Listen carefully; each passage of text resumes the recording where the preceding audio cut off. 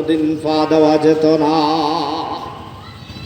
বলো হুজুর আপনারা তো ওয়াজ করেন, প্রতিদিন মৃত্যুর ওয়াজ করেন, পরকালের ওয়াজ করেন, আমরা তো শুনি। তবে আজরাইল যদি আমাদেরকে আগে ভাগে যদি একটু বলে দিত, আজরাইল যদি আমাদেরকে বলে দিত অমুক তারিখ তোমার মৃত্যু হবে, আমাদেরকে যদি একটু একটু নোটিশ দিত, আমরা তো সতর্কতা গ্রহণ করতাম। দুনিয়ার মধ্যে সামান্য মামলা হইলে, দুনিয়ার মধ্যে সামান্য যদি ফৌজদারি কোনো যদি মামলা হয়ে যায়, আগে ভাগে একটা নোটিশ পাঠাই, আগে ভাগে একটা কাগজ পাঠাই দে, বান্দা তোমার নামে, আল্লাহু আকবার, তোমার নামে মামলা হয়েছে, তোমার নামে ওয়ারেন্ট হয়ে গেছে, অমুক তারিখ তোমার থেকে আদালতে যেতে হবে, অমুক জায়গার মধ্যে তোমার থেকে যেতে হবে।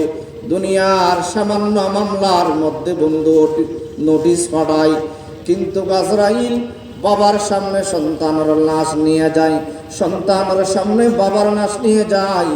আজরাইলে তুমি কেমন নিষ্ঠুর মানুষ, তুমি কেমন নিষ্ঠুর, তুমি কেন আগে ভাগে একটা নোটিশ তুমি পাঠাও না? আজরাইল বলে, এই দুনিয়ার মানুষ, আমার আল্লাহ যতগুলো নোটিশ দুনিয়ার মানুষদেরকে পাঠায়, এতগুলো নোটিশ দুনিয়ার কোনো আদালতের মধ্যে দেয় না। দুনিয়ার আদালতের মধ্যে কেবলমাত্র একটা নোটিশ পাঠায়, কিন্তু আমার রব একটা নোটিশ, দুইটা নোটিশ নয়। ও বান্দা, তোমার সামনে ডেলি ডেলি হাজার হাজার নোটিশ তোমার সামনে পাঠাই, তুমি যেন বান্দা মৃত্যুর জন্য যেন প্রস্তুতি গ্রহণ করতে পারো। ও আজরাইল, আমার আল্লাহ যে আমাদেরকে প্রতিদিন নোটিশ পাঠায়, কোনোদিন তো পাইলাম না। আজরাইল বলে, বান্দা, তোমার মাথার চুলগুলো এক সময় কালো ছিল, আজকে সাদা হয়ে গেছে। এটা রব্বু করিম তোমার একটা মৃত্যুর নোটিশ দিছে রে বান্দা। ও বান্দা, তুমি বিয়ে করো নাই, তুমি যে বিয়ে করছো, তোমার ঘরের মধ্যে যে সন্তান আছে, এটা বান্দা তোমার জন্য একটা মৃত্যুর নোটিশ। ও বান্দা, এখান থেকে তুমি একটা ইবরত হাসিল করো বান্দা। ও বান্দা, তোমার মাঝে মাঝে মাথা ব্যথা আসে, এটা বান্দা তোমার জন্য একটা মৃত্যুর নোটিশ। রব্বু করিমে বুঝায়, আমি কত হাজার মানুষকে মাথার ব্যথা দিয়ে নিয়ে আসি। ও বান্দা, মাঝে মাঝে তোমার পেট ব্যথা করে, ও বান্দা, মাঝে মাঝে তোমার শরীরের মধ্যে জ্বর আসে। আমার রবে বুঝায়, বান্দা, কত মানুষকে আমি আল্লাহ মাথা ব্যথা দিয়ে নিয়ে আসি, কত মানুষকে আমি আল্লাহ পেট ব্যথা দিয়ে নিয়ে আসি, কত মানুষকে আমি আল্লাহ গায়ের জ্বর দিয়ে নিয়ে আসি। ও বান্দা, তোমার বন্ধু মারা গেল, আল্লাহ রব্বু করিম তোমার জন্য একটা মৃত্যুর নোটিশ পাঠাই দিল। বান্দা, তোমার বন্ধুকে যেভাবে নিয়ে আসছি, তোমার একদিন সেইভাবে নিয়ে আসবো। ও বন্ধু, তোমার মাকে নিয়ে গেল, তোমার বাবাকে নিয়ে গেল, তোমার দাদাকে নিয়ে গেল, তোমার দাদিকে নিয়ে গেল। রব্বু করিম তোমার জন্য একটা মৃত্যুর নোটিশ পাঠাইছে রে বান্দা। তোমার বাবাকে যেইভাবে আমি রব নিয়ে আসি, একদিন তোমার থেকে এইভাবে আসতে হবে। আমার রব হাজার নোটিশ ও বান্দা আমার সামনে, আপনার সামনে দিতেছে, কিন্তু আমি আর আপনি ওইখান থেকে কিছু ইবরত হাসিল করতে পারতেছি না বান্দা। বলো হুজুর, এটাও বুঝতে পারলাম আজরাইল মৃত্যুর নোটিশ দে, এটা তো এতদিন বুঝি নাই, আজকে বুঝলাম। মাথার চুলগুলো সাদা হয়ে গেছে, তার অর্থ হলো আর বেশি দিন বাঁচবো না।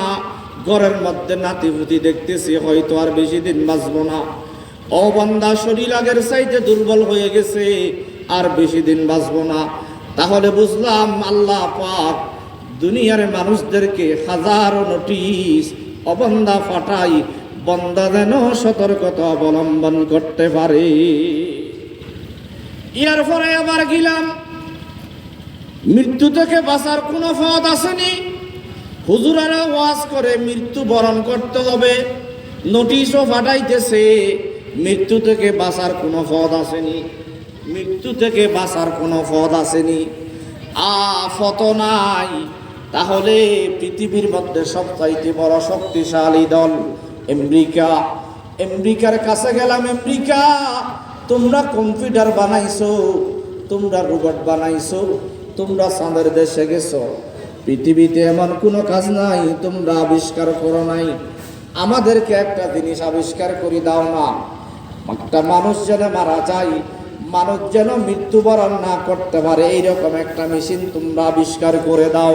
তোমরা কম্পিউটার বানাইছো, রোবট বানাইছো, চাঁদের দেশে গেছো, হাজারো জিনিস তোমরা আবিষ্কার করছো, আমাদেরকে একটা মৃত্যুর যেন বাঁচতে পারি এমন একটা কিছু তোমরা তৈরি করে দাও। আমেরিকাওয়ালা বলে, ও ভাই রে, আমরা ওই জায়গার মধ্যে ফিল, আমাদের দেশ থেকেও হাজার হাজার মানুষ মৃত্যুবরণ করে। ও বন্ধু, পৃথিবীর কোন শক্তিশালী দেশ থাকলে আমেরিকা আছে, আমেরিকাওয়ালা বলে আমরা পারবো না। তাহলে বন্ধুরে বোঝা গেল মৃত্যু থেকে বাঁচার কোনো পথ নাই, অবন্দা মৃত্যুবরণ করতে হবে।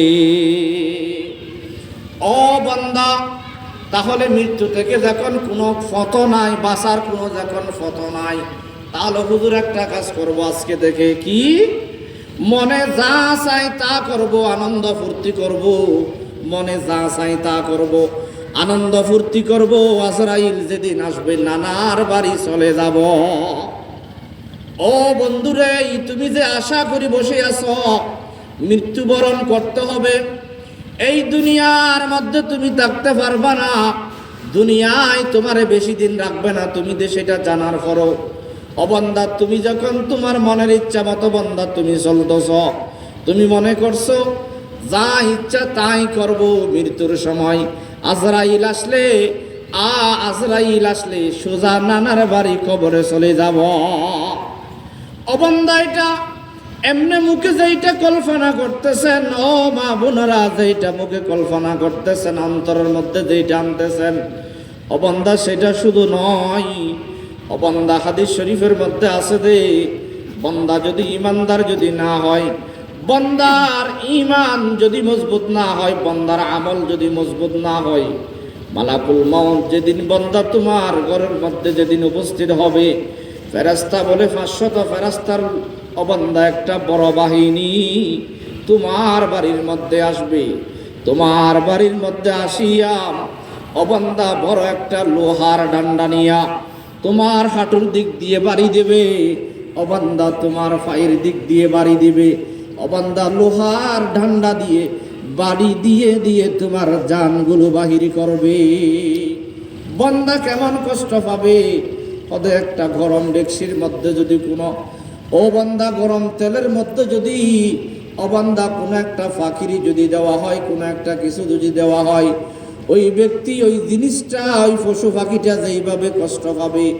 অবন্দা ঈমান যদি মজবুত না হয়, আমল যদি মজবুত না হয়, মনের ইচ্ছা মতো যদি বন্দা তুমি দুনিয়ার মধ্যে যদি বন্দা চলাফেরা যদি করছেন, মালাকুল মউত যেদিন তোমারে তাবার মারবে, ওদিন অবন্দা গরম ডেকসির মধ্যে যেরকম বললে কষ্ট পাইবা, তার চাইতে আরো বেশি বন্দা তুমি কষ্ট পাইবা।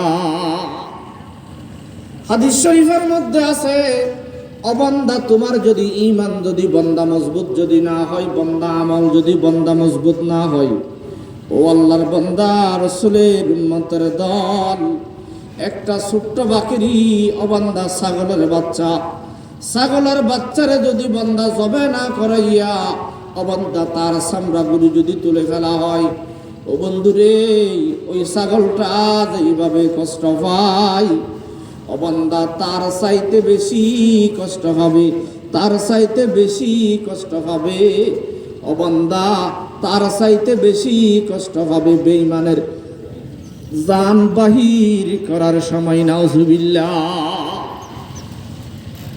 ও বন্ধুগণ আমার ভাইয়েরা, সেজন্য অবন্দা আমি আর আপনি মনে করতেছি মৃত্যু আসলে নানার বাড়ি চলে যাব।